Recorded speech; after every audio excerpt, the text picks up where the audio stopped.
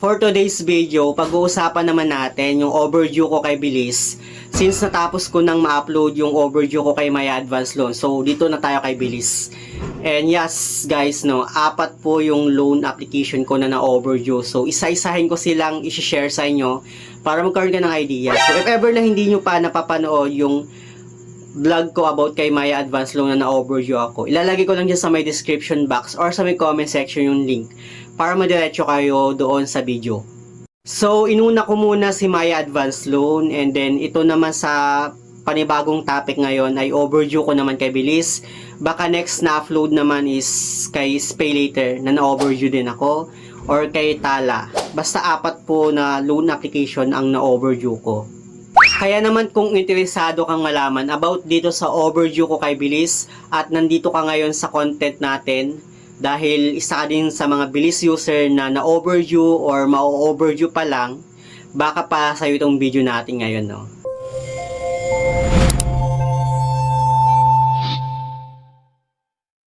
Hello guys, it's Ciel Mariano and welcome back to my YouTube channel.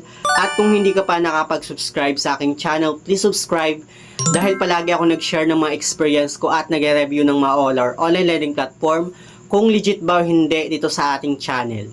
Pero sa topic natin ngayon guys, no, hindi muna ako mag-review ng mga OLA or online loan app, kundi mag-share muna ako sa inyo ng mga experience ko about nga sa mga na-overdue ko na loan application. Katulad na lang ni Maya Advance Loan, ni Maya Business, si Bilis, and then si Shopee SpayLater, pati na rin kay Tala. So, inuna ko munang i-share sa inyo yung overdue ko kay Maya Advance Loan. If ever na hindi nyo pa siya napapanood, ilalagay ko lang dyan sa may description box or sa may comment section yung link ng video na ginawa ko. Yes, nauna siya kasi December ako na overdue sa kanya nung 2025. And then itong si Bilis naman January this year. At si Shopee SpayLater this year din ng January, pati na si Tala. So nagkakasabay-sabay lahat ng mga na overdue ko na loan app. Anyway, bago ko i-share yung overdue ko about dito kay Bilis, yung current na credit limit ko pala dito kay Bilis is nasa mga around 43,900 plus na yata. 43,000 plus. And last year na overdue din ako sa kanya and may times pa nga na super advance akong nagbayad. Like may 2 months pa na nag-advance payment ako sa kanya. Then boom, tumaas yung credit limit ko.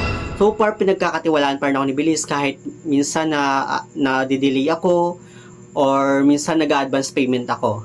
Actually guys, no, palagi na akong nadidelay ng payment dito kay Bilis simula pa last year. Kasi yung due date ko sa kanya is every 1 or 2 of the month. So, medyo mabigat din kasi yung babayaran ko sa kanya, like nasa 11 to 12,000 yung every month ko sa kanya. Kasi naka-multiple loan nga ako sa kanya eh. Yung 43,000 plus na limit ko is nagamit ko lahat yon. And then, nahati-hati lahat. Yung 43,000 na yun, nahati-hati siya. So, may 13,800 na loan, may 5,000, 5,000, 6,000, 2,800, 3,500, mga ganyan. Nahati-hati siya.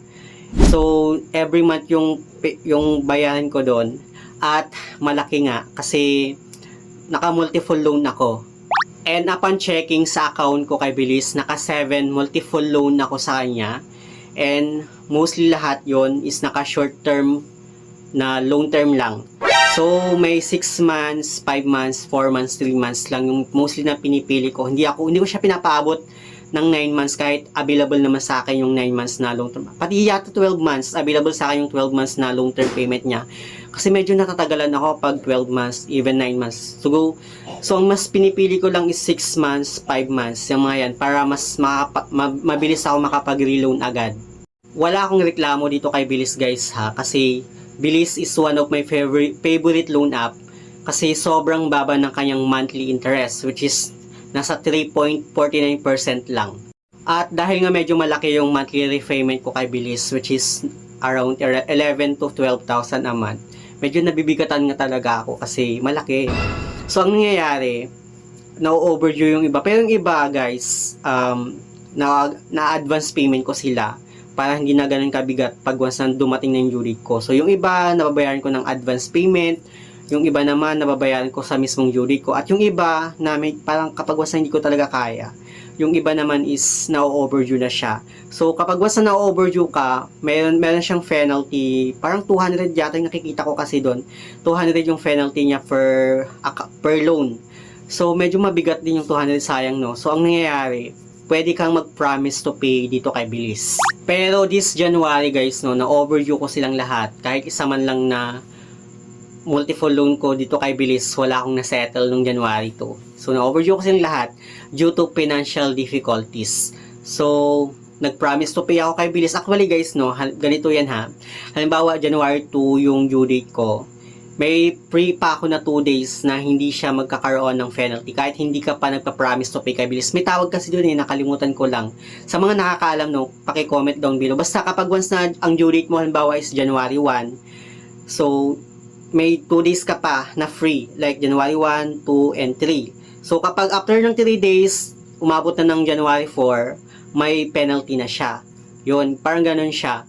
So, yung ginawa ko dito kay Bilis, since may free na 2 days pa naman ako, kasi yung due date ko nga is January 2. So, pinabot ko muna siya ng January 3 at 4. Pagka January 4, doon ako nag-promise to pay kay Bilis. Kasi pagka January 5, or hindi ako nakapagbayad ng January 4, then nag-January 5 na siya, may penalty na siya. So, January 4, nag-promise to pay ako kay Bilis na babayaran or is-settle ko yung loan ko sa kanila ng January 11 or 12 yata, mga ganon. And then, na-approve siya ni Bilis at okay kay Bilis. Sobrang gaan ni Bilis, guys, no? And madali silang mapakiusapan. So, lahat ng penalty ng multiple loan ko, which is 200 yata per loan. Hindi ko alam, basta 200 yata yon. Lahat ng penalty ko doon, na-waive. Basta, mababayaran ko si Bilis. Or mababayaran ko yung promise to pay ko basta mababayaran ko yung loan ko sa promise to pay. Actually, guys, no, habang tumatakbo yung araw, bago yung promise to pay ko, inuunti-unti ko nang bayaran yung ibang mga multiple loan ko kay Bilis para hindi na ako mabigatan pagdating ng promise to pay ko. So, 4, 5, mga 6, sabi na natin 6, 7, 8, naghuhulog-hulog na ako, binabayaran ko ng pakonti-konti yung mga loan ko para kahit paano medyo gumaan pagdating ng promise to pay at hindi na ako magkaroon ng problem dito kay Bilis. Ayoko kasing masira yung account ko kay Bilis kasi sa totoo lang, guys, sa lahat ng loan app ko na meron ako ngayon, si Bilis talaga yung pinakagusto ko kasi sobrang baba ng monthly interest, 3.49% ba naman, ganun lang kababa. Tapos ang laki na ng offer niya sa akin at ayoko masira talaga yung account ko sa kanya. So baka merong magtanong sa inyo dyan kung paano nga ba mag-promise to pay kay Bilis, no? Okay. Kailangan mo lang i-open yung application mo kay Bilis and then sa baba niya, makikita mo dyan yung account. Click mo lang yung account, scroll down mo lang and then makikita mo dyan yung chat with us. Basta makikita mo dyan. And then pagka-click mo doon, may dalawa kang option kung sa paano ka magpa-promise to pay. It's either i-chat mo si Bilis or mag-i-email ka sa kanila. So sa akin kasi dati nag-i-email ako kay Bilis. Pero ngayon, nag-chat na lang ako at yung nakaka-chat ko lang naman doon is yung bot ni Bilis. Magchat-chat ka lang naman sa bot ni Bilis na magpa-promise to pay ka ng ganitong araw and then nakadepende sa bot kung i-confirm niya or i-approve niya yung day na nilagay mo. Kasi mostly may times kasi na naglagay ako ng day pero hindi niya in-approve. Ang ginawa niya, in-adjust niya yung day ko. Parang binabaan pa niya. Kasi pag once na umabot pa dun sa day na nilagay ko, may penalty na talaga siya kasi masyado nang mahaba. So, binigyan niya lang ako ng specific date kung kaya ko bang maihabol yung payment ko doon sa date na yun. So, nag-confirm na lang ako at pagka-confirm, na-approve na siya. And yun, ganun na kadali na mag-promise to pay kay Bilis. Alam nyo ba, guys, no, na na-try ko din minsan yung nag-promise to pay ako tapos nakalimutan kong bayaran dun sa mismong promise to pay na nilagay ko. Kagaya ng nangyari sa last year kasi meron akong isang loan na naka-promise to pay tapos pagdating ng promise to pay, kalimutan ko siyang bayaran, sobrang pagod ko. And then bigla na lang siyang nag 12 AM na.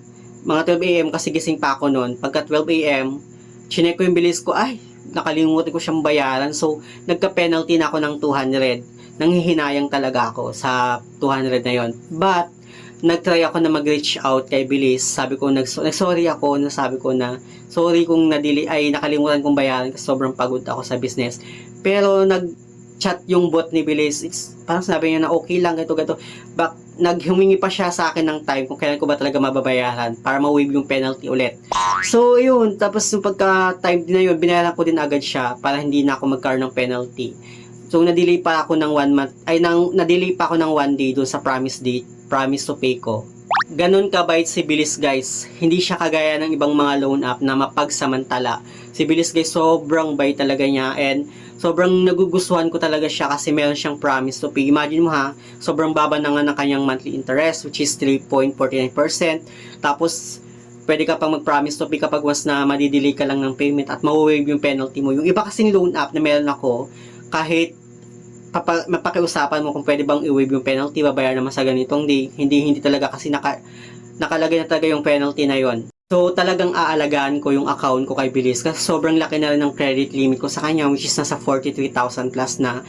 And sobrang gamit na gamit ko talaga siya at isa siya sa mga favorite na loan app ko sa lahat ng mga meron akong loan app ngayon. Sa mga merong account dyan kay Bilis, paki-comment down below and share your experience dyan sa may comment section about dito sa loan app na to. Ako kasi doon sa group ni Bilis, kasi kasali ako doon, kahit sobrang ganda na ni Bilis, kahit binibigay niya na yung best niya, ang dami pa yung mga nagreklamo sa kanya. Ewan ko kung bakit, no? Pero para sa akin, sobrang okay si Bilis at siya yung isa sa mga number 1 na loan app na meron ako ngayon. Yun lang naman gusto kong i-share about dito sa loan app na to. Sana meron kayong natutunan. Sa mga hindi pa pala nakapag-subscribe sa aking YouTube channel, please don't forget to like, share, and subscribe.